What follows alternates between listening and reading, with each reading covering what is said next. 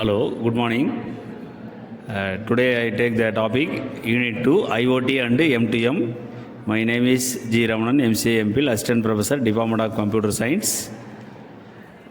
Today we see the topic IoT and M2M. First of all, what is M2M? The M2M is referred to the networking of machines or device. It is purpose of remote monitoring and control and data exchange. So the example of M2M is first of all the generate a two-car crash. That means incident of accident. So immediately the car is emergency sensor. The sensor will be sent to the server. The message sent to the server. The server immediately sent to the 5 places. The first one is hospital, and second one is doctors, and third ambulance, and fourth one is paramedics. So these peoples are take over the accident place and sent to the take over the peoples and take care of emergency medicals. This is an example of M2M and IoT. So M2M is a network compromise of machines or M2M nodes. It is having embedded of network module. That modules are sensing, acquisition and communications. So M2M also has a various communication protocols. That protocol used for M2M LAN. The LAN means such as Zigbee protocols, Bluetooth and M-Bus and wireless and M-Bus etc. protocols. These protocols provided connectivity between for M2M nodes and M2M area network. And also the communication network provides the connectivity of remote M2M area network and can be used wire or wireless network. It is having a internet protocol based. That means the M2M network is either property or non-internet protocol based communication protocols. So main used for the communication protocol used for the IP based network. The next, the block diagram of M2M gateway. The M2M gateway is the communication between the M2M nodes and the M2M gateway. It is working on based for the communication protocols. The protocols, already I told the protocols, Zigbee, Bluetooth, UMB and modulus Z-wise. So M2M gateway performance for protocol translation. The protocol translation is connecting for the internet protocol for M2M and networks. So M2M gateway also is proxy performing translation. The translation is from native protocol to internet protocols. So that is a block diagram of M2M gateway. And next, so what are the difference between IoT and M2M? So it is having 5 difference. First one is communication protocol, and next is machines M2M versus things IoT and hardware and software and data collection and analyze. The first one is communication protocol. The communication protocols means M2M used for the Zigbee, Bluetooth, modulus and M-Bus, wireless and M-Bus etc. So IoT using for the protocol HTTP, COAP, WebSocket, MQTT, XMPP, DDS and AMQP protocol using for the communication purpose. And next difference the machine M2M versus things of IoT. So M2M will be used for the homogeneous and IoT used for the heterogeneous elements. And next difference the hardware and software emphasis. So M2M is more than hardware and embedded modules, and IoT is using for the software. So the next difference for the data collection and analyze.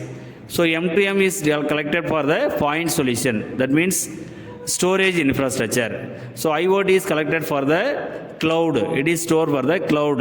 It can be used for the public, private and orbital cloud. And next, the next topic SDN and NVF for IoT. So SDN means software defined networking. So it is network management techniques. It is allowed to the dynamic of programmingly.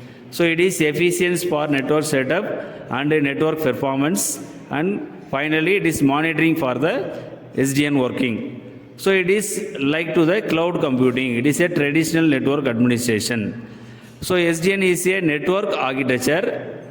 That architecture is working for separate. It is having 2 plans. First one is control plan and then next one is data plan. So it is a centralized network controller. So SDN is based on the controller. It is maintained to the united view of network. The network is for underlying infrastructure. It is used to the simple packet forwarding hardware. So it is a specialized hardware and a conventional network. Next, so SDN architecture. So the architecture is having three layers. First one is application layer and control layer, and next infrastructure layer. The application layer is various applications, various network applications. So the control layer is, it is having operating system. It is connection between the application layer and the infrastructure layer. So the infrastructure layer is packet forwarding hardware. It is hardware components. So that is the SDN architecture. And next, it is defined the four principles. The architecture is having a four principles of. First one is control and data plan. The control and data plans is separate. And next the data plan is forwarding for the flow based. That means flow based means application layer to control layer and control layer to infrastructure layer. That flow is working for flow based forwarding. And next third one is centralized SDN controller. This controller is instruct to the multiple forward plan. And next fourth one is network probability with SDN controller. The first layer is SDN layer. SDN layer is having three layers: application layer and control layer and infrastructure layer. So next, infrastructure layer.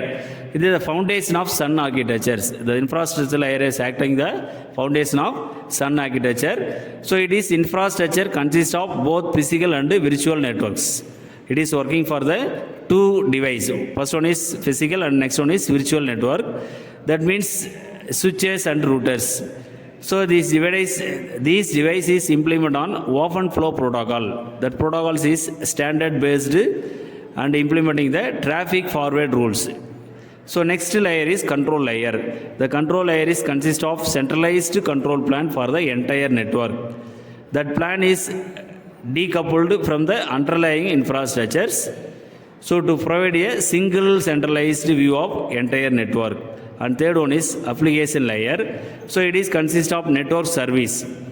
That means business applications. The applications is interact with the control layer, and the application is leverage of open interface to communicate with the control layer and network state. So this is SDN architectures. Next. So the next topic, IoT system management. So IoT system is having a complex software, hardware. Hardware means sensor, actuator, and network resource, data collection, analyze surveys, communication protocol, and user interface. So these are the IoT system managements. So first, managing of IoT system. IoT management is first automating configuration. The system management interface provides the easy to use management capabilities to automation configuration. So that means that when a system is consist of multiple device or nodes, so they ensure that all devices have same configuration and variations or error due to manual configuration are avoided. So that is automated configuration. Next one is monitoring. How to monitor the statistical data. So this is operational data and statistical data. Operational data means operational parameters. So how to run the system or how to collect the data. And statistical data means it is having a system performance. For example, CPU and memory usage. Some examples for data is fault diagnosis, or prognosis is forecasting. How to error it comes the system. It is also statistical data. And next one is improved reliability. So it is a configuration is valid or not valid. It is checking for the configuration, checking for improved reliability. And next, system-wide configuration. And the fourth one is system-wide configuration. This is the IoT is a consist of multiple device or nodes. So it is a system configuration to correct function. So each device is configured for separately, either manual or automated. The main manual or automated to configure for each and every device. And next, use the system faults and undesirable outcomes and ensure the configuration changes and either applied or all devices are done or to none. In the failure, if the failure means the configuration change or reloaded back. So this is system-wide configuration. And the next one is multiple system configuration. So some system has multiple valid configuration according to the different times or certain conditions. So the next one is the retrieving of reusing configuration.